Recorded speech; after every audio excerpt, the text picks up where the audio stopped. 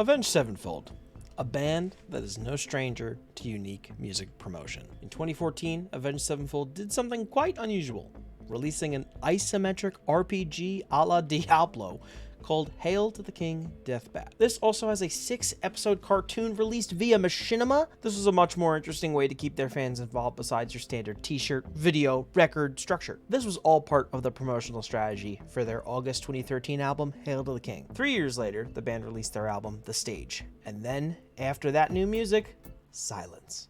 2017, 2018, 2019, 2020. 2021 rolls around and still no sign of where the next album is. Deep in the throes of COVID, something interesting came along from the band. An NFT drop. A collaboration with artist Cam Rackham led to a set of NFTs based on their funnily titled song, Into the Ether. Alright, pretty cool premise that capitalizes off the NFT market in an early day when a lot of bands were trying it out. But Avenged were not in this for the short haul. October of 2021 rolls around, and the band announced that they are launching their Deathbats Club. This project was set on a much larger scale than the first drop.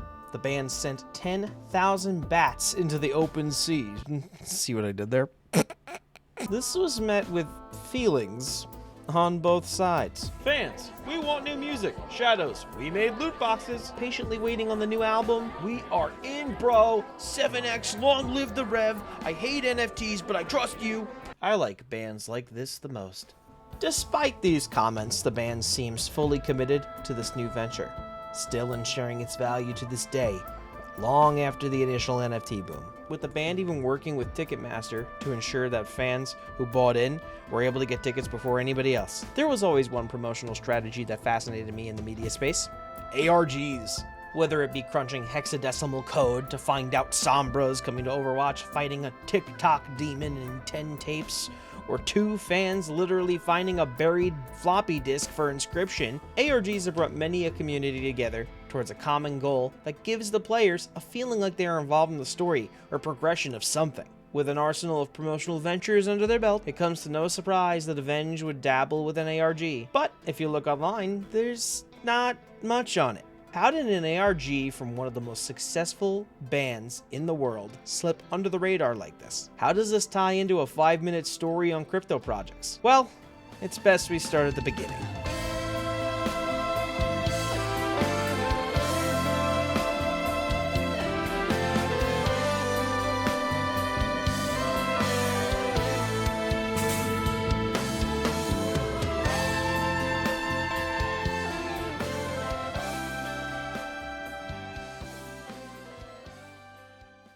Okay, so the band had 2 shows set for 2023. Welcome to Rockville in Dayton Beach, Florida, and Sonic Temple in Columbus, Ohio. February 26th, fans are awoken to a tweet on the band's profile showing both dates have been canceled. With that left hook coming in from Twitter, fans are left confused. Shortly after, fans noticed a new episode of the band's podcast, Tracks, is released. Normally a show that breaks down and deep dives songs from the band's existing discography, what was uploaded was a 1-minute recording from Shadows. Why do I say it like that? Oh, well. We're so sorry to bring bad news to you all, but I wanted you to hear it straight from the horse's mouth.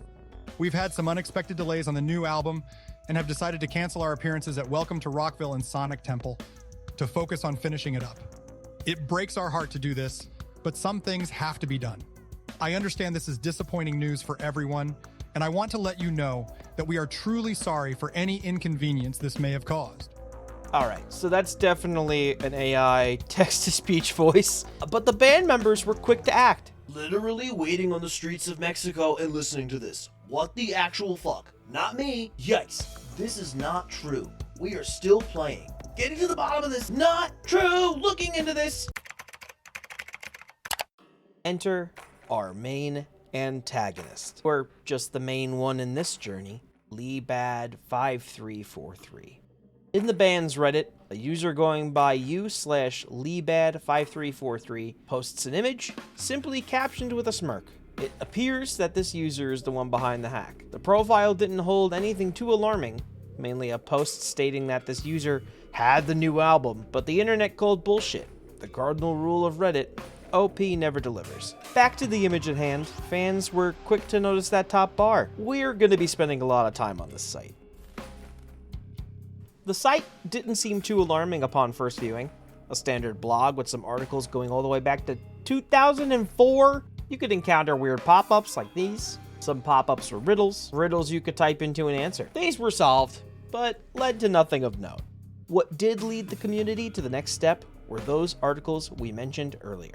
These articles ranged from a variety of reviews of the band's live shows, albums, and takes on their current ventures. Also 2 sections called tutorials and techniques. We must explore 2 of these articles for the next stepping stone in our journey, starting with the Linux terminal. The article gave them a basic rundown on how to use a Linux terminal, different terms, stuff like that. At the bottom, we could give it a try. This opens up a fake Linux terminal that we can test our skills out on. I wanted to start with the Linux terminal because I have absolutely no idea what the heck any of this means or how it works, so we'll be relying on the master doc for a lot of explaining. Thanks so much. The terminal shows us times Leebad has logged into the site and also shows a variety of executions of tweets to the Leebad account by entering a W output. Users checked these W outputs over these 2 days, and on February 28th, this was found. When this command was entered into the terminal, you got this. This was discovered to be a ROT47 cipher. By entering this string into the cipher, we arrive to this. That there at the end has to be something. Maybe half of a coordinate, but where's the other half? That leads us to this article explains how a rainbow cipher works, something also completely above my head. The sleuths behind the project were way more dedicated and way more smart than I am. Users found, while exploring the site, if you went through things too rapidly, it would break. In this broken state, this was found. Colors, rainbow. That had to be connected to the rainbow cipher. We have the key to solve it from the article, but what about X-ray and gamma? It turns out the rainbow goes beyond our eyes. In this case, we need the electromagnetic spectrum. Adding X-rays and gamma rays to the end completes the pieces needed for this cipher. Using the completed cipher, they were able to find this. There it is, a full location. These coordinates led the community to the Ritz in San Jose. One of the members of the Discord headed to the location. Oh, we are in it now. The community was clearly on the right track. Going back to the Rainbow Cipher article, there was one piece left out that could help. At the bottom, they are referred to a book for reference, a PDF scan of a book from the 1500s. It is called Tracté des chiffres, ou secrète manière d'écrire, par Blaise de Vigenère. Treatise on Numbers, or Secret Ways of Writing, by Blaise de Vigenère. On page 46 of this book, we find this graph. This graph, made by Vigenère, is a cipher of his namesake. If the site glitches were triggered again, there was another weird garbled phrase. So, this must go into the Vigenère cipher. Going to this site, you can put this in and solve without needing a key. Okay, scanning these results, no. Glops? That's not it. Ooh, there. The meaning of life is that it stops. Meursault? I don't know if that's pronounced right. Meursault. Meursault. Meursault. Meursault. Meursault. Doesn't matter. That seems to be the key. It's an expensive wine, and it's not a garbled up set of letters like the other options. Does this connect with anything we have? Maybe we can enter this into the terminal. Congratulations! You have unlocked the secret code and have proven yourself to be a true adventurer.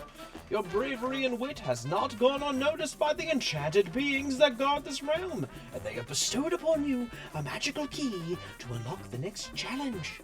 With this key, you can open doors that were previously closed to you and discover hidden treasures that lie ahead. So hold on to it tightly, my dear adventurer, and continue on your journey with an open heart and a curious mind. May the winds of whimsy guide you to your destiny. Okay, we're solving the puzzles. Where is it leading us? It has been 3 days since this has all started, and 3 codes have been cracked. And we found a physical location, letting us know we are making headway. After the meaning of life code, a new pop-up made its way around. Users got to work solving this crossword. From what I understand, this was solved very early in the morning on March 1st. Okay, there's the solved puzzle, but for what?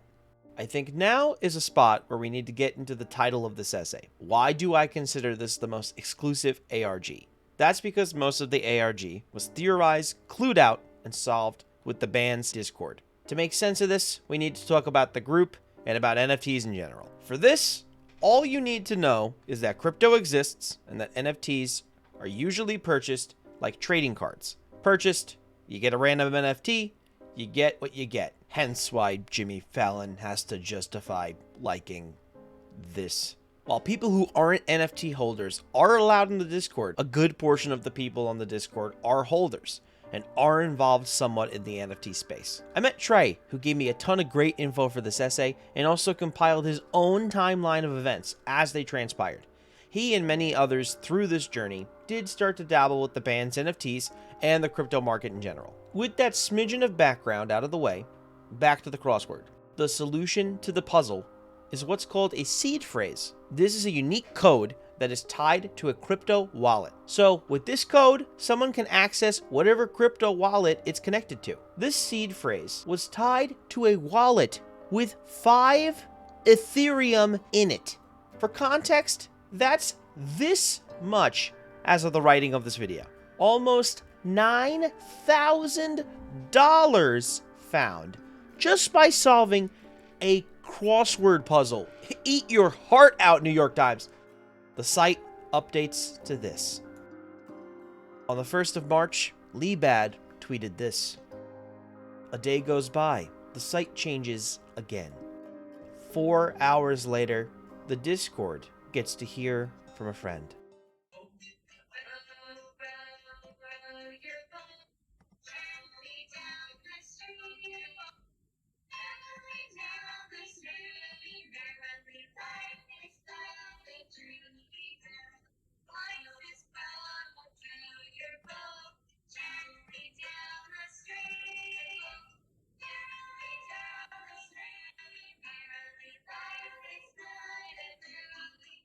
March 3rd, a new article is posted. Underneath, an audio file. This is the first piece of something concrete we've gotten in a bit for now. The community quickly figured out that if you take this audio and put it into my favorite ARG tool, a spectrogram, you get this. Those are fucking coordinates. It's time to get out and wake Liebad. These coordinates led to Elysium Park in California. A member of the Discord ventures out to investigate the site. The user has also decided to live stream the video to YouTube for the whole Discord to see. Due to poor connections and many people viewing this in one of the many voice rooms in the Discord, essentially a stream of a stream, the quality is not great. The stream crashes, and with that, a whirlwind. After 5 straight days of research, the first division point of the community arises. Did the user end the live stream and scan the QR code themselves? Will they take it and show the results to everyone? No, we've all been working together. It will come, but what if it doesn't? What if they scan the code and take more money? What if there are other prizes? What? The site is updated again. The dust settles. Another user has gone to the location of the QR code. The code was still there. This is what the QR code shows. This has to be major. We have a clue, but where does it go? Okay, maybe... Oh.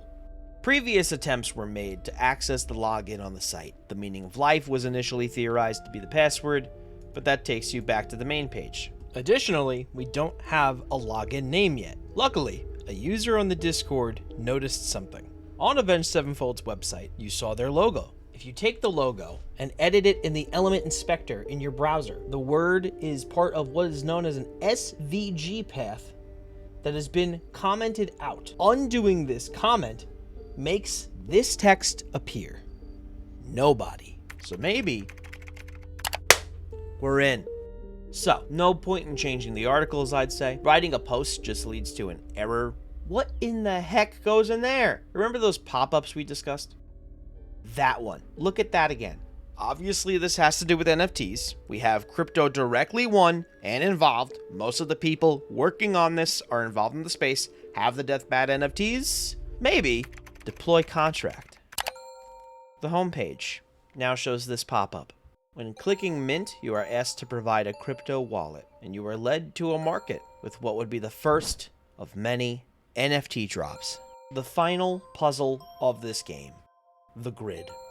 With wallets in hand, the drops came in. Mint 2 is now deployed. The light is close. Mint 3, 4, 5, 6, 7, 8, Mint 9. March 8th. For 4 days, the mints came and people bought. Prices were low. Fans being able to buy things for pennies. Halves of pennies. Lower. The Deathbats there to help people get into the space easier. Show them how to open wallets and get used to the space. So we have a lot of pieces now. How do they fit in this grid? When you mint the pieces together, it looks like this. Okay, obviously not a good pack. That one on the right. That's gotta be part of something? The community worked together, and it's a simple puzzle. Sell the pieces to one person, and have them enter them all in. Submit. All these pieces had words attached to them, and when lined up, we have. If the goal was to be as far from the right answer as possible, you nailed it. They carry on. Mint 10, Mint 11, Mint 12, Mint 13. A week of mints. Every pack of Magic the Gathering cards ripped open. With the site updating to confirm that over 37,000 NFTs have been minted. All the pieces lay before us, and Liebad confirms. I've taken you as far as I can. Now it's up to you. さようなら. Goodbye. The collective could sit there and punch in random combos into eternity, but that's not gonna work. People in the Discord theorized, sayonara, Japanese. Do we have anything else that's Japanese? Could this be another clue? Some of the NFTs were Sudoku squares. Sudoku's on a 9x9 grid. There were some Sudoku piece NFTs in this flurry of drops, but what do they do with them? Did any other NFTs stand out? There was a tomato guy. He's doing a dance. That's not it. What's that? Those. The moving pixels. Has that been anywhere before? If we go back to the Liebad site. Oh shit, I made a typo. What in the... It was found that if you went to any subpage that didn't exist, you were met with this vastness, this grid. It's Conway's Game of Life. Designed in the 70s, this was touted as a zero-player game. With a variety of rules the algorithm follows, the game plays out. The exact results of this game are not important to us. What does matter, though, is that some of the NFTs have fatter pixels. Each NFT had an animation that ran about 50 frames or so. Members of the Discord placed each frame over the Sudoku NFTs to block out certain numbers. And there it was, a solved grid. All the exposed numbers connected to token numbers that exist. 11 unique keys needed that did not duplicate to enter onto the grid. It took users a while, but then it was cracked. Submit.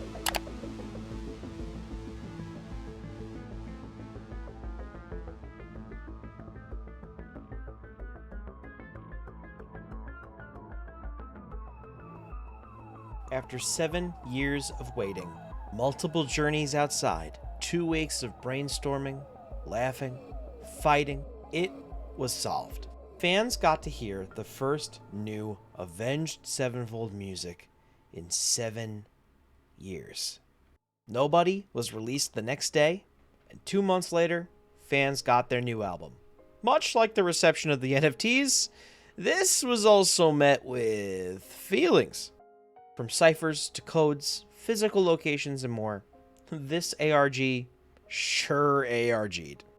So, I am torn on how I feel about this ARG and the Deathbats Club in general. I've gone over this with my friends who are in the space. From what I've watched and participated in, most of the ARG experiences I've seen are linked to Twitter, Reddit, YouTube, TikTok, generally free and easy to access platforms with a large reach. Yeah, you could get into the Discord for free, and you could get to Leebad's site for free, but there is a wall. Everyone can't go to the physical locations, of course, but just someone sitting at home wanting to take part could not help in the grid puzzle without being financially connected to the game. While the money is small, I do get that. I get a weird feeling.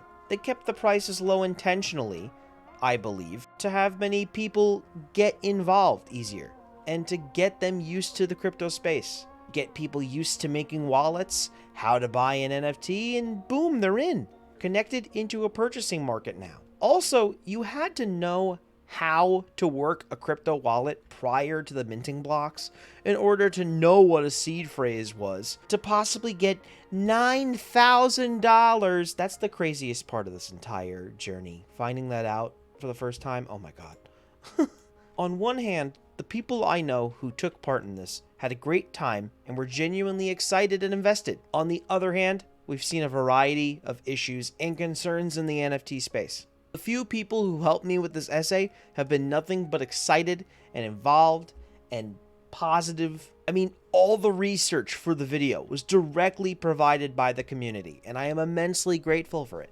You get some really cool stuff for having an NFT, and like I said earlier, the band is working to make sure fans continue to get that. Can't say that about other projects in the crypto space. I'll admit, we are losing a lot of ways to make money as bands. Touring is more expensive than ever. Venues want merch cuts now. Don't get me fucking started on that. Music streams don't pay. Record labels still exist. I mean, Avenged is a signed band too, but they're also a signed band that can sell out something like Madison Square Garden. They're pretty set, you know? We're at a time where music feels like the least valuable part of music. It's still the nucleus of it all, but it's not where you're generating money anymore. Bands need direct ways to connect with their fans and connect with their money, and many have been doing so.